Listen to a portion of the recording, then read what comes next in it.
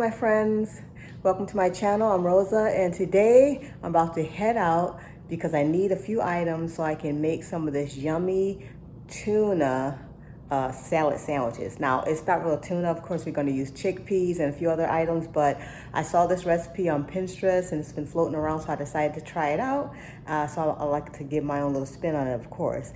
However, see back there, we're packing, we're about to move, and so lots going on. So I figure I'd make something that's easy to put together because I really don't want to unpack some of the pots and stuff that I packed up. So, and plus it's hot outside. It's summer here in Las Vegas, like 110 degrees today. A little bit of overcast, but it's still hot outside. So I wanted to make something quick, easy for me and Jimmy can just go ahead and eat. So I'm gonna head out to the store and get the items, and I'll be right back.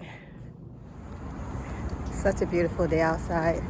It's like a little bit of overcast, but you know me, I like to just walk to the store. I'm so grateful that I have a store near me where I can just walk to it and just get a little bit of exercise. So it's like about 5 minutes away, but that's okay because I need the workout and it helps my legs get moving each day. So I'd say get outside, you guys, get some air, get some sun every day. It's just gonna help you feel that much more energized and full of life, and you know, make your body and your joints really get that movement that it needs, you know. So just my tip for today, get outside, get your body moving. And if you can't get outside, you can always get some movement in your chair at home, you know, move your legs around. Do, like we have a yoga room right now, although we're moving, we have a yoga room, and I'll set that up when in our new place. But just get your body moving each day, because for better health and get those lungs pumping, especially nowadays. So I'm almost at the store, and I'll see you inside.